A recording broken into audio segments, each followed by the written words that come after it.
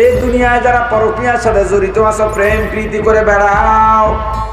চাচাতো বোন এই যে কারিমার সাথে কারণ নামাজ পড়তে না। আর আমার আব্বা আমার ফ্যামিলি এমন, আমাদের তো ঘরের ছোট বাচ্চাটা নামাজ পড়তো, ওই রুমে ঘুমাই থাকবে, মানে উঠবে না, নামাজ পড়বে না। কি করবো এখন, আব্বার সাথে ওর সাথে দ্বন্দ্ব বসবে, এই আমি ভয়ে ওঠার পর জুতা নিয়ে গুজায় রাখতাম। দেখা করতে গেছি তো উনি হচ্ছে গিয়ে আমার সাথে খারাপ কিছু করতে চাইছে। সে আমাকে নিয়ে একটা হোটেলে গেছিল। নাইমাকে আমি শরী মোতাবেক ভাবে তালাক দেই। হাবিবুর রহমান মিসবাহ সে তার ওয়াইফ পরিচয়ে আমার বাসায় রেখে গেছে। উনি বলছে কোটি টাকার উপরে, কয়েক কোটি টাকার উপরে কোনো আয় হয়েছে, ওই টাকা থেকেই আংটি কিনে দেয় নাইমাকে, কিন্তু সে টাকার কোনো আয় ব্যয়ের কোনো হিসাব তার কাছে নেই।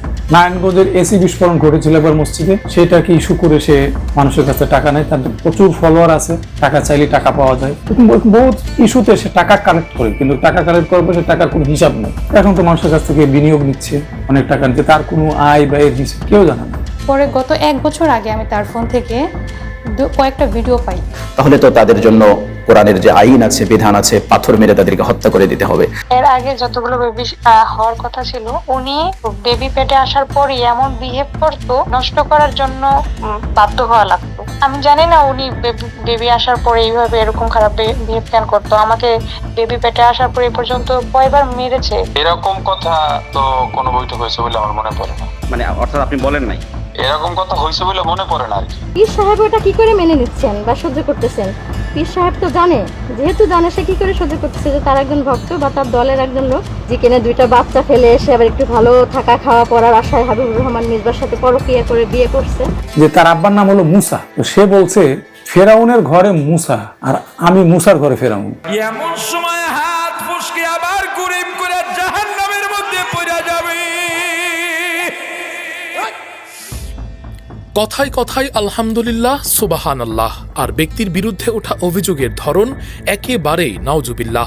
এলাকার মানুষ জানে না, আমাকে দেখলে যারা চেয়ার ছেড়ে দাঁড়িয়ে যাইতো, কিন্তু আমি পর্দার আড়ালে, লোকচক্ষুর আড়ালে আমি কি করে বেড়াইতাম এটা তো কেউ জানে না। ধর্মীয় বক্তা আর ব্যবসায়িক পরিচয়ের কারণে আলোচনায় থাকা মাওলানা হাবিবুর রহমান মিসবাহকে ঘিরে এবার আলোচনার বিষয় ওয়াজ কিংবা মাহফিল নয়, বরং একের পর এক গুরুতর অভিযোগ এসেছে বক্তার ব্যক্তিগত জীবনাচরণ নিয়ে। অভিযোগের তালিকা এতটাই দীর্ঘ যে প্রশ্ন উঠতেই পারে, এটি কি কেবল একটি পরিবারের ভাঙনের গল্প, নাকি এর আড়ালে রয়েছে আরো বড় কোনো জটিলতা? আপনি যে আমাকে এভাবে দেখতেছেন, আমার টুপি, আমার দাড়ি, আমার জুব্বা, আমার সুন্দর সুন্দর কথা, এটা আমি নই, এটা আমার চরিত্র নয়, এটা আমার পরিচয় নয়, বরং আপনার আড়ালে আমি একা যেই চিন্তা করি, আমি একা যা করে বেড়াই, ওটাই আসলে আমি। 313 প্রপার্টিজের চেয়ারম্যান মাওলানা হাবিবুর রহমান মিসবাহের বিরুদ্ধে পরকীয়া, প্রতারণা, একাধিক বিয়ে, দাম্পত্য সম্পর্কের জটিলতা, নারীদের সঙ্গে অনৈতিক যোগাযোগের অডিও ভিডিও আদান প্রদান, অন্যের স্ত্রীকে ভাগিয়ে আনা, জোরপূর্বক গর্ভপাতের অভিযোগ এবং বিরোধী আলেমদের বিরুদ্ধে মামলা দেওয়ার মতো গুরুতর অভিযোগ উঠেছে। এই দুনিয়ায় যারা পরকীয়ার সাথে জড়িত আছো, প্রেম প্রীতি করে বেড়াও। সম্প্রতি সুপ্রিম কোর্টের আইনজীবীর মাধ্যমে পাঠানো একটি লিগেল নোটিশকে কেন্দ্র করে বিষয়টি নতুন করে সামনে আসে। সেই নোটিশ সংশ্লিষ্ট ব্যক্তিদের বক্তব্য এবং ফেস দ্য পিপলের অনুসন্ধানে উঠে এসেছে মিসবাহের ব্যক্তিগত ও পেশাগত জীবন নিয়ে নানা প্রশ্ন। মিসবাহকে নিয়ে অভিযোগ নতুন নয়। প্রাপ্ত তথ্য অনুযায়ী 2006 সালে মরিয়ম নামের এক নারীকে বিয়ে করেন হাবিবুর রহমান মিসবাহ। এরপর তার ব্যক্তিগত জীবনে একাধিক বিয়ে ও বিচ্ছেদকে ঘিরে নানা আলোচনা তৈরি হয়। আর আমার পর মানে যেগুলো বিয়ে হয়েছে, একটা মনে হয় যে ফ্যামিলিগত বিবাহ হয়নি, সবই মনে হয় যে শুনছি যে সবই সম্পর্কের বিবাহ। আমার বিবাহ হয়েছে তো 2006 সালে, ওই সময় ও দাওরা হাদিস পড়ে। এর আগে সম্পর্ক আছে যে চাচাতো বোন এই যে কারিমার সাথে, হ্যাঁ কারিমার সাথে সম্পর্ক আছে, মানে 2-1 বছর আগে, 2 বছর আগে কবে সম্পর্ক, মানে এমন সম্পর্ক ছিল, মানে ভাষা হয়েছে। আমার কাছে সব মিসবাই বলছে না, আমার কাছে অন্য কেউ বলে না, অন্য কেউ বলছে পরে, ওই সব বলছে খুলে কিভাবে উঠছে, কিভাবে ঘুমাইছে, কেমনি ছিল, মানে সবই কইছে। আমি কিছুই কইতাম না, আমি চুপচাপ থাকতাম, কারণ ও নামাজ পড়তে না। আর আমার আব্বা, আমার ফ্যামিলি এমন, আমাদের তো ঘরের ছোট বাচ্চাটা নামাজ পড়তো, ও নামাজ পড়তো না, ওই রুমে ঘুমাই থাকবে, মানে উঠবে না, নামাজ পড়বে না। ওই যে আব্বা যে নামাজ পড়বে, ওই কাছে জুতো থাকবে ওর, কিন্তু আমি জুতো কি করবো এখন? আপনার সাথে ওর সাথে দ্বন্দ্ব বসবে এই আমি ভয়ে রাত্রে যখন ফজরের সময় উঠে আমি সবার আগে উঠতাম, ওঠার পর জুতা নিয়ে গুজায় রাখতাম। এর আগে তানিয়া আক্তার নামের এক নারী সামাজিক যোগাযোগ মাধ্যমে লাইভে এসে নিজেকে মিসবার চতুর্থ স্ত্রী দাবি করেছিলেন। তিনি মিসবার বিরুদ্ধে শারীরিক নির্যাতন, ভরণ পোষণ না দেয়া এবং নাইমা জান্নাতের সঙ্গে সম্পর্কের অভিযোগও তুলেছিলেন। হাবিবুর রহমান মিসবার বাবা মুসলিম মুসা মুসল্লি, উনি নাইমা জান্নাতকে তার সামনে যেতে নিষেধ করেছে। এটাও জাবেরের বউ আমাকে বলেছে। নাইমা ভাবি জিকেনে 2টা বাচ্চা ফেলে এসে আবার একটু ভালো থাকা খাওয়া পড়ার আশায় হাবিবুর রহমান মিসবার সাথে পরকীয়া করে বিয়ে করছে। ওনার গায়ে মোটেই গোশত নেই, এটাও আমাকে নাইমা জাবেরের বউ বলছে। 2018 সালে আমাদের বিয়ে হয়। আমার বিয়ের বয়স হচ্ছে 6 বছর, আমার বাবুর বয়স 5 বছর। আমাকে বিয়ে করে প্রথমেই জাবেরের বাসায় উঠানো হয়। এই নাইমা জান্নাতের সাথে সম্পর্ক হওয়ার পরে সে আমার উপর অত্যাচার শুরু করছে। তো আপনারা যারা আমাকে বলেন যে আমি মিথ্যা বলছি, আবার এতদিন লুকাইছিলাম, আসলে আমি চাই না এরকম ভাইরাল হতে বা লাইভে আসতে বা তার মান সম্মান নষ্ট করতে। তাকে অনেকবারই বুঝাইছি, তার বন্ধু বান্ধব বা চরমনের সম্পর্কিত এমন কেউ নেই যে তার এই কাহিনী বা আমাদের এই কাহিনী জানে না। দোহা ভাই আমাকে নিশ্চিত করছে। দোহা ভাইয়ের সাথে আমি মেসেজে কথা বলছিলাম, শামসুদ দোহা ভাই, যাকে দোহা ভাই বলে সবাই ডাকে। উনি আমাকে বলছে যে চরমনায় পীর সাহেবও নাকি আমাদের এই কাহিনীটা জানে এবং আমার বাচ্চাকে যে ঠকাচ্ছে এটাও জানে। তো আমার প্রশ্ন হলো, পীর সাহেব এটা কি করে মেনে নিচ্ছেন বা সহ্য করতেছেন? পীর সাহেব তো জানে, যেহেতু জানে সে কি করে সহ্য করতেছে যে তার একজন ভক্ত বা তার দলের একজন লোক। বর্তমান বিতর্কের কেন্দ্রবিন্দুতে রয়েছে নাইমা জান্নাত। তিনি নিজেকে মিসবার 5ম স্ত্রী দাবি করে একটি লিগেল নোটিশ পাঠিয়েছেন। ফেজ দ্য পিপলের সঙ্গে সাক্ষাৎকারে নাইমা দাবি করেন মিসবার সঙ্গে তার সম্পর্কের শুরু হয়েছিল পরকীয়ার মধ্য দিয়ে। তার সাথে আমার পরিচয় হয় ফেসবুকে। সে একজন বড় বক্তা, সেই হিসাবে আমি তাকে চিনি। তো উনি যে কেমন মানুষ জানি। আমি যখন ফেসবুকে কিছু ছবি টবি পোস্ট করতাম তখন উনি আমাকে বলতো যে পোস্ট করতে না, মানুষ খারাপ বলবে, এরকম বলতে বলতে সে আমাকে বলতো খালি শুধু তার সাথে একদিন দেখা করার জন্য। মানে সে আমাকে অনেক বড় বড় চিঠি দিত। আমি হচ্ছে গিয়ে এই দেখার আগে কেটে দিতাম, আমার ভয় লাগতো যদি আমার হাজবেন্ড দেখে ফেলে জন্য। তো আমার হাজবেন্ডের সাথে আমার অনেক দিন যাবত ঝামেলা চলতেছিল। হ্যাঁ, তো এই সূত্রটা আমি তাকে জানাইছি যে ওনার সাথে আমার এই সমস্যা, আমি হচ্ছে এখানে আসে আমার থাকতে ইচ্ছে করে না। উনি আমাকে এভাবে খোলা তালাকের অনুমতি দিয়ে রাখছে, কিন্তু আমি এখন কোথায় যাব? আমার তো এখন যাওয়ার জায়গা নেই। এরকম বলছি বললাম। উনি আমাকে বলতেছে যে জাস্ট তার সাথে দেখা করার জন্য। আমি জানি না দেখা করলে কি হয়। দেখা করতে গেছি তো উনি হচ্ছে গিয়ে আমার সাথে খারাপ কিছু করতে চাইছে। সে আমাকে নিয়ে একটা হোটেলে গেছিল। নাইমার ভাষ্য অনুযায়ী বিয়ের পর তিনি সন্তান সম্ভবা হওয়ার পর মিসবার আচরণে পরিবর্তন লক্ষ্য করেন। এক পর্যায়ে তার ফোনে থাকা বিভিন্ন যোগাযোগ ও কথোপকথন সম্পর্কে তিনি জানতে পারেন।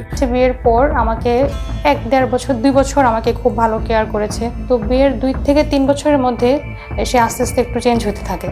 তো প্রায় হচ্ছে যখন আমার বেবিটা পেটে আসে তারপর থেকে সে একটু বেশি চেঞ্জ হয়ে যায়। নাইমার অভিযোগ, মিসবাহ একাধিক নারীর সঙ্গে যোগাযোগ রাখতেন, ফেক আইডি ব্যবহার করে নারীদের সঙ্গে কথোপকথন করতেন এবং ঢাকার একটি ফ্ল্যাটে বিভিন্ন নারীকে নিয়ে আসতেন। পরে গত 1 বছর আগে আমি তার ফোন থেকে কয়েকটা ভিডিও পাই। পরে আমি তাকে তার ডিলিট অপশন থেকে পাই। পরে আমি তাকে জিজ্ঞেস করি এটার ব্যাপারে, সে বলে এটা জানে না। ফেসবুকে দেখি সে একটা মেয়ে, আদিবা ইসলাম সাথী এরকম সম্ভবত নামটা, ওই নামটা দেখি শুধু সে মেসেঞ্জারে সার্চ করে রাখে। তো আমি শুধু জিজ্ঞেস করতাম এটা কে। আমি কেটে রেখে আবার দেখি সে বাসা আসলে ওইটা সার্চ লিস্টে। তো আমরা কথা বলার পর ডিলিট করে হচ্ছে ওইটা রাখে। সে এরকম কোনো কথা বলে না, তার কারোর সঙ্গে খারাপ রিলেশন নেই। পরে আমি বলছি তাহলে কি বৈধ রিলেশন আছে? সে এটা নিয়ে আর কথা বলে না। নাইমা আরও অভিযোগ করেন একজন রোহিঙ্গা নারীর সঙ্গে মিসবার অনৈতিক সম্পর্ক ছিল এবং ওই নারী গর্ভবতী হওয়ার বিষয়টি তিনি হোয়াটসঅ্যাপের কথোপকথনের মাধ্যমে জানতে পারেন। নাইমার দাবি ওই নারীর গর্ভপাতের বিষয়েও মিসবার সঙ্গে কথোপকথন হয়েছিল। তিনি এসব কথোপকথনের কিছু অংশ সংরক্ষণ করেছেন বলেও দাবি করেন। এসব বিষয় নিয়ে দাম্পত্য কলহ শুরু হওয়ার পর তাকে মিসবাহ 2 তালাক দেন। তার দাবি নিজের অবস্থান ও সম্পর্কের বিভিন্ন বিষয় আড়াল করতেই এমন সিদ্ধান্ত নেওয়া হয়েছিল। আপনাকে আমি যেটা দেখি এটা আপনি নন। কিয়ামতের ময়দানে অনেক নামাজি, অনেক হাজী, অনেক যোদ্ধা, অনেক মুজাহিদ জাহান্নামে চলে যাবে। কারণ যদিও আমরা দেখেছি সে হজ করতে গেছে, বাইতুল্লাহর সামনে গিয়ে সেলফি তুলতেছে, কথা কয় না। মিসবাকে ঘিরে বিতর্কের সবচেয়ে গুরুত্বপূর্ণ অংশগুলোর একটি নাইমা জান্নাতের পূর্বের দাম্পত্য জীবন। নাইমার সাবেক স্বামী খলিলুর রহমানের অভিযোগ, তাদের সংসার চলমান থাকা অবস্থায় মিসবা বিভিন্ন প্রলোভন দেখিয়ে নাইমাকে তার কাছ থেকে আলাদা করে নেন।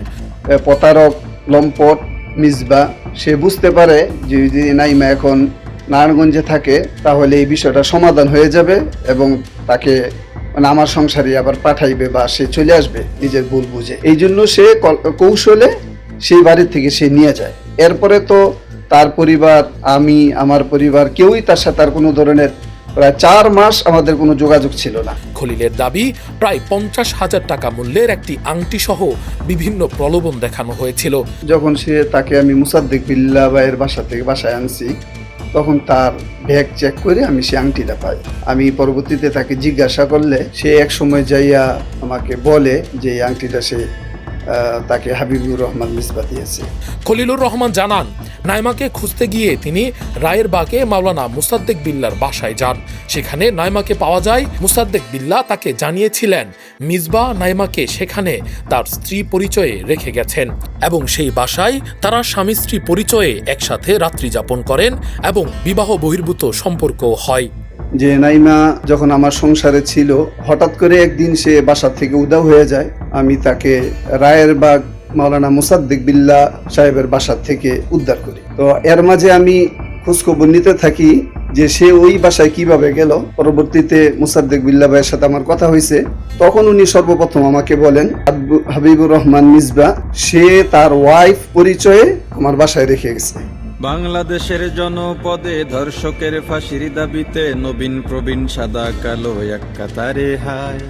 অন্যদিকে নাইমার দাবি, তার সাবেক স্বামী তাকে খোলা তালাক নেয়ার অনুমতি দিয়েছিলেন। আসলে তালাক দেয়নি এটা ঠিক, কিন্তু সে তালাকের অনুমতি দিয়েছিল। সে আমাকে খোলা তালাকের অনুমতি দিয়েছিল।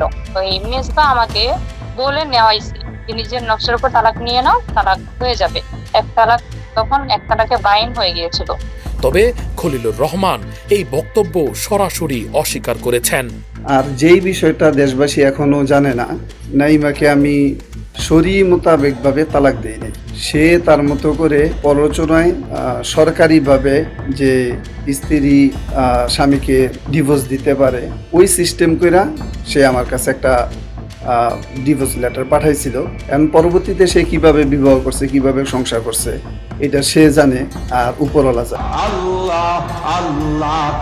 ফলে প্রশ্ন উঠছে, নাইমার আগের বিবাহ আনুষ্ঠানিকভাবে কিভাবে এবং কখন শেষ হয়েছিল এবং তার আগে নতুন সম্পর্ক বা বিয়ের কোনো বৈধতা তৈরি হয়েছিল কিনা। কারণ তোমার মজলিসের মধ্যে একজন জিনাকার বসে আছে। তবে এই তালাকের প্রকৃতি, সময় এবং শরিয়াহ ও প্রচলিত আইনে এর প্রভাব কি তা নিয়েও রয়েছে নানা প্রশ্ন।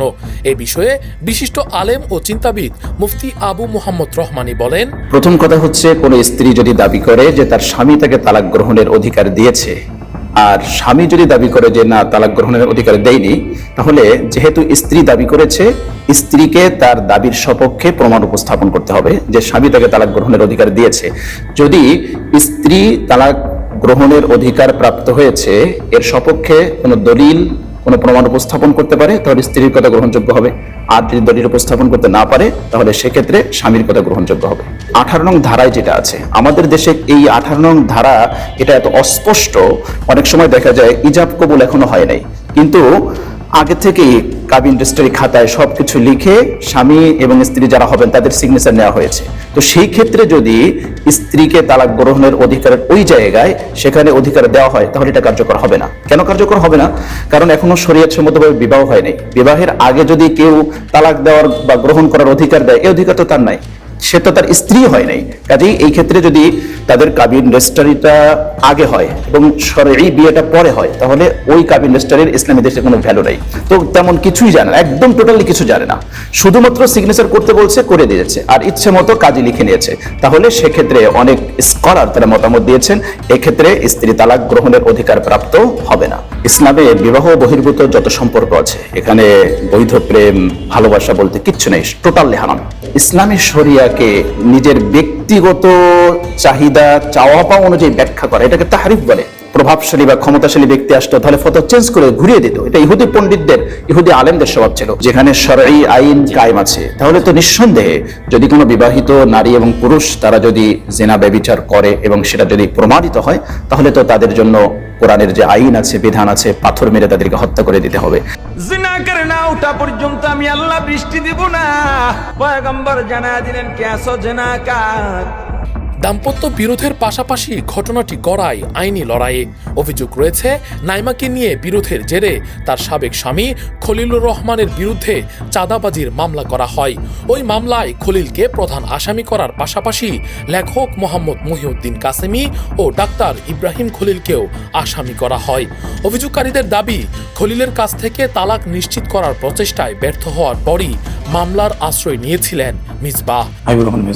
মহিউদ্দিন কাসেমিকে ডাকার পরে বলে, ভাই আপনিও একজন আলেম, আমিও একজন আলেম, তো আলেমের ইজ্জতটা রক্ষা করার জন্য আপনি একটু দয়া করে একটা উদ্যোগ নেন। উদ্যোগটা কি? উদ্যোগটা হচ্ছে যার বউ নিয়ে আসছি তাকে কিছু টাকা আমি দিয়ে দিব, সে খালি লিখিত দেখ যে আমার সাথে আমি তাকে তালাক দিয়ে দিছি বা তার সাথে আমার কোনো সম্পর্ক নয়, তাহলে আমি তাকে ভালোভাবে বিয়ে করতে পারি, বিষয়টা আপনি লিখিত নিয়ে আসেন। সে যত টাকা চাই আমি তাকে কিছু টাকা দিলাম। তখন এই মহিউদ্দিন কাসেম বলছে, কত টাকা দিবেন? 5 লাখ 10 লাখ। বলছে আগে আপনি বসেন, যত টাকা লাগে আমি দিব। কেন? এই মেয়ে ছাড়া হবে না, মেয়ে ছাড়া পাগল হয়ে গেছে। সেই মহিউদ্দিন কাসেমের কাছে কথা বলছে, কয়েকটা ডাক্তারের সাথে বলেন, মানে আমার কথা বলছে, ডাক্তার বিজ্ঞানীগুলোর সাথে বসেন, ওর সাথে বসলে উনি ওর জামাইকে ডেকে এই করবো। ওর জামাইয়ের সাথে সম্পর্ক ভালো, যেহেতু আমার বাড়ির পাশের মসজিদের ইমাম। ফোন দেওয়ার পরে সে বলছে যে না ভাই, আমাকে বললো ডাক্তার ভাই আপনি আমাকে টাকার কথা বললেন, আমার সংসার যেখানে ভেঙে গেছে, ছোট বাচ্চা নিয়ে আমি টিকতে পারতেছি না, বাচ্চাটা কান্দাকাটি করতেছে, আপনি টাকা, আমি টাকার প্রশ্ন তুলিনি, টাকার প্রশ্ন তারা তুলছে, কোথাও আমার টাকা দরকার নেই। পরে কাসেমিকে বললাম যে আপনি যে টাকার কথা বলছেন, টাকা তো সে রাজি হবে না, তার সাথে কথাবার্তা বলতে গেলে সাবধানে বলে, সে মারাত্মক চালাক কিন্তু। তখন সে ফোন দিয়ে মহিউদ্দিন কাসেমিকে বলে, কি ভাই টাকাতে হবে না, কত লাগবে 10 লাখ 10 লাখ। ওই কথাটুকু রেকর্ড করে মামলায় দাঁড় করেছে। পরে আমাকে জেলে দেয়, আমি জেলে যাওয়ার কয়েকদিন পরেই আইনমন্ত্রী মারা যায়, এই জন্য আমার বের হতে 23 দিন সময় লেগেছিল। পরবর্তীতে বের হওয়ার পরে থানা থেকে তদন্ত করলো, তদন্ত করে দেওয়া হলো এটার সাথে কোনো সম্পৃক্ততা আমার নাই, আমারও নেই।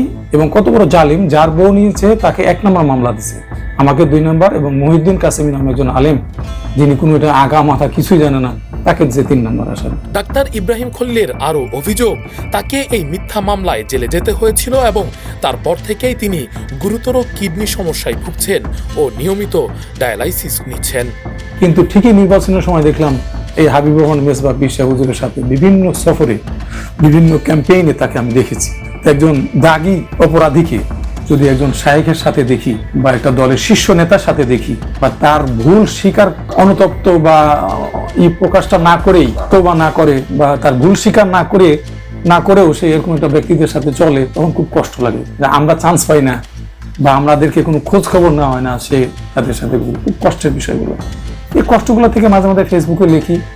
পরে কিছুদিন আগে উপর থেকে বলা হয়েছে লেখালেখি বাদ দিতে। সে নাকি চেষ্টা করেছিল অনেকভাবে এবার নমিনেশন নেওয়ার ব্যাপারে, সংগঠন থেকে দেওয়া হয়নি, কিছু জানি, খুব চেষ্টা করেছিল এবার নমিনেশন নেওয়ার ব্যাপারে, এটুকু আমি জানি। মিসবার বিরুদ্ধে আরও গুরুতর অভিযোগ করেছেন ডাক্তার ইব্রাহিম খলিল।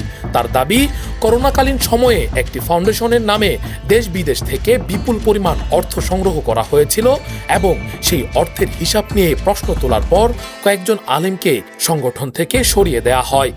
আমি এক মাহফিলে তাকে 50,000 টাকা নিয়ে দিয়েছি। প্রতিদিন যদি মনে করেন 2টা মাহফিল করে বা একটাই মাহফিল, 50,000 টাকা যদি হয় তাহলে মাসে কত? তারপরে সে করোনার সময় যে পরিমাণ টাকা ইনকাম করছে, করোনার কথা বলি, করোনার সময়ে দেশ বিদেশের মানুষের কাছ থেকে এত টাকা নিছে, তার যেই প্রতিষ্ঠানটা করেছিল ওই ফাউন্ডেশনের যিনি মূল উদ্যোক্তা, ওনার নাম হচ্ছে মুফতি মহিবুল্লাহ, ওনার বাড়ি হচ্ছে মিরপুর।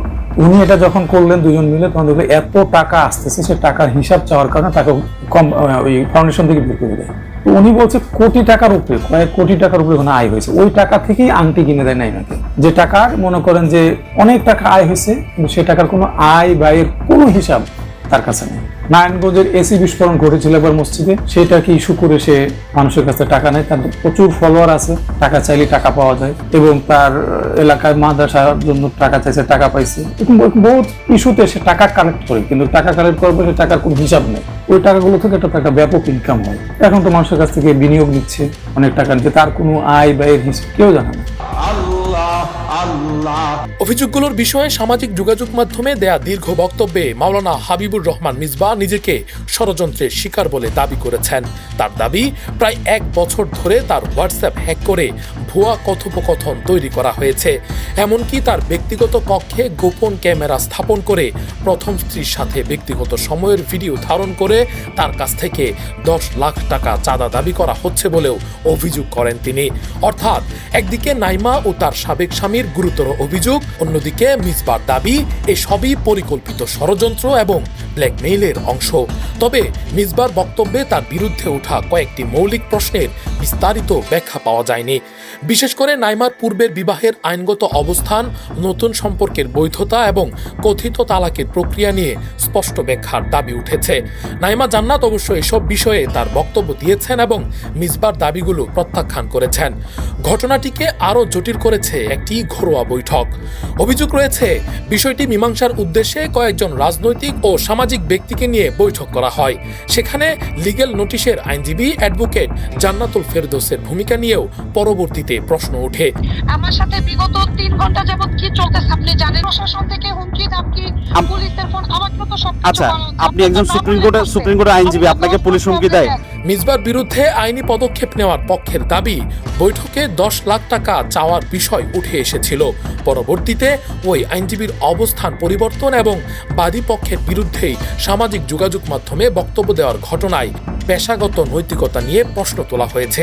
আমাদের যে বার কাউন্সিলের ক্যানন অফ প্রফেশনাল ইথিক্স নামে একটা চ্যাপ্টার পড়েছি আমরা, যে মক্কেলের যে ক্লায়েন্টের প্রতি যে আচরণ এবং বিশ্বস্ততা, সেটা অবশ্যই একজন আইনজীবীকে বজায় রাখতে হবে। তো এই বিজ্ঞ আইনজীবী সাহেব যদি সেই ক্লায়েন্টের প্রতি যে তার যে আচরণ এবং বিশ্বস্ততা এবং ক্লায়েন্টের প্রতি যে তার যদি আচরণের কোনো ঘাটতি করে, সেক্ষেত্রে ওই ক্লায়েন্ট আমাদের ওই বিজ্ঞ আইনজীবী সাহেবের বিরুদ্ধে আমাদের বার কাউন্সিলের একটা ট্রাইব্যুনাল আছে, সেখানে canon of professional contract violate করার জন্য সে অভিযোগ করতে পারে, যেটা শাস্তিও ইতিমধ্যে অনেকবার হয়েছে। সো আর কোনো ক্লায়েন্ট যদি আমার ক্লায়েন্ট এর স্বার্থ ছাড়া, আমি ধরেন আসামি পক্ষের আইনজীবীর সাথে বা আসামি পক্ষের সাথে আমি বসবো, এটা টোটালি আমাদের ইথিক্সের বাইরে, এটা হতেই পারে না। এটা হলো আসলে এটা পেশাগত দৈন্যদশা হিসেবে বলা যায় আর কি। আমাদের কাছে অনেক ক্লায়েন্টই আসে, তার গোপনীয়তা রক্ষা করাটা আমাদের দায়িত্ব। আর সত্য না মিথ্যা এটা বিচার করবে বিচারক। আমাদের ক্লায়েন্ট আমাদেরকে বলে, আমরা বিজ্ঞ আদালতে প্রেজেন্ট করি। বিজ্ঞ আদালতে প্রেজেন্ট করার বিজ্ঞ আদালত সত্য মিথ্যা উভয় পক্ষের সাক্ষী সমাপ্ত করে সত্য মিথ্যা নির্ধারণ করে বিজ্ঞ আদালত। তবে এই বিষয়ে অ্যাডভোকেট জান্নাতুল ফেরদৌসের বক্তব্য রয়েছে। তিনি ফেস দ্য পিপলকে জানান, ওই বৈঠকে মিসবাহ দাবি করেছিলেন ফেস দ্য পিপলের 3 সাংবাদিক তার কাছে ফোন করে টাকা দাবি ও চাপ সৃষ্টি করেছিল। তবে এই বিষয়ে মিসবাহকে জিজ্ঞেস করা হলে তিনি বিষয়টি মনে করতে পারছেন না বলে জানান। ফেস দ্য পিপল থেকে কেউ কোনো যোগাযোগ করছে আপনার সাথে সরাসরি? না তো। আচ্ছা, আপনি কোনো বৈঠকে বা কোথাও আপনি এমনটা বলেছেন যে ফেস দ্য পিপল এই বিষয়ে আপনার কাছ থেকে চাঁদা দাবি করছে, চাঁদাবাজি করতে চাচ্ছে বা আপনাকে প্রেশার দিচ্ছে? এটা আসলে একটু আপনার কাছ থেকে আমি ক্লিয়ার হতে চাই যে আপনি এই কথাটা কেন বলছেন বা বলছেন কেন? এরকম কথা তো কোনো বৈঠক হয়েছে বলে আমার মনে পড়ে না। মানে অর্থাৎ আপনি বলেন নাই এরকম কথা হয়েছে বলে মনে পড়ে না আর কি। না, মনে পড়ে নাটা মানে বলছেন মনে পড়ে না নাকি? আমাদের হাসিব বলছে যে ফেস দ্য পিপল থেকে ফোন দেয়, তো সেটা কোন একটা বৈঠক হয়েছে যে ফেস দ্য পিপল থেকে ফোন দিতেছে। হ্যাঁ, ফোন দেওয়া হয়েছে। হ্যাঁ, ফোন দেওয়া হয়েছে, তো এটা আপনার নাম্বার নেওয়ার জন্য। এখন এটা চাঁদাবাজি বা এমন কিছু, এটা কেন বলতে হলো আপনার? না, এটা বলছি, কে বলছে? মানে এটাই, মানে আপনি বলছেন কিনা? আমাদের কাছে এটা সূত্র আছে বা তথ্য আছে। না, এরকম বলা হয় না। ফেস দ্য পিপলের হাতে নাইমার পক্ষ থেকে সরবরাহ করা বেশ কিছু স্ক্রিনশট, ভিডিও ও কথোপকথনের তথ্য এসেছে, কিন্তু এসব উপাদানের বড় একটি অংশ ব্যক্তিগত ও অত্যন্ত স্পর্শকাতর। সাংবাদিকতার নৈতিকতা, ব্যক্তিগত গোপনীয়তার অধিকার এবং সম্প্রচার আইনের বিষয় বিবেচনায় সেগুলো সরাসরি প্রচার না করার সিদ্ধান্ত নেওয়া হয়েছে। এই প্রতিবেদন প্রকাশের আগে মিসবাহকে ঘিরে অভিযোগের বিষয়ে বেশ কয়েকজন আলেম ও ইসলামী চিন্তাবিদের সঙ্গে কথা বলেছে ফেস দ্য পিপল। কেউ কেউ অভিযোগগুলোর নিরপেক্ষ তদন্তের দাবি জানিয়েছেন। প্রতিবেদনের এই পর্যায়ে কয়েকটি প্রশ্ন গুরুত্বপূর্ণ হয়ে দাঁড়ায়। একজন নারীর পূর্বের বিবাহ আইনগত ও শরিয়াসম্মতভাবে শেষ হওয়ার আগে নতুন সম্পর্কে জড়ানোর অভিযোগের অবস্থান কি? কথিত খোলা তালাকের দাবি কতটা বৈধ? তালাকের পর নতুন বিবাহ হলে তার প্রক্রিয়াই বা কি ছিল, একাধিক বিয়ে ও তালাকের ক্ষেত্রে ইসলামী বিধান এবং বাংলাদেশের প্রচলিত আইনের অবস্থান কি, আবার কাউকে চুপ করাতে বা বিরোধ মেটাতে ভুয়া মামলা ব্যবহার করা হলে তার আইনগত পরিণতি বা কি। দুই বিয়ে করা ভালো না খারাপ? খারাপ। খারাপ কথা কয় না, জোরে কন ভালো। মহিলার আর থাকতো না, এবার বাসায় যাইব। এই হুজুরের ওয়াজ শুনুন লাগতো। মুসলমান ইমানদার, বিয়ে যত কঠিন, জেনা ব্যভিচার পরকীয়া তত সহজ। এজন্য বিয়ে সহজ করে দাও, সমাজে অন্তত চারিত্রিক অবনতি আর হবে না। এসব প্রশ্নের উত্তর আবেগ দিয়ে নয়, প্রয়োজন আইন, নথি ও প্রমাণের ভিত্তিতে।